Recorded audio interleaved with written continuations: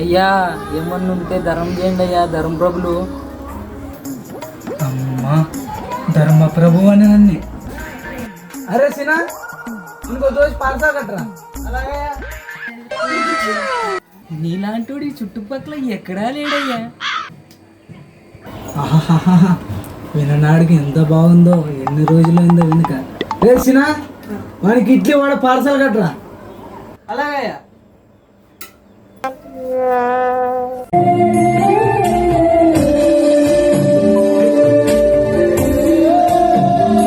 అయ్యా మేము కట్టిస్తే పోతున్నాయి.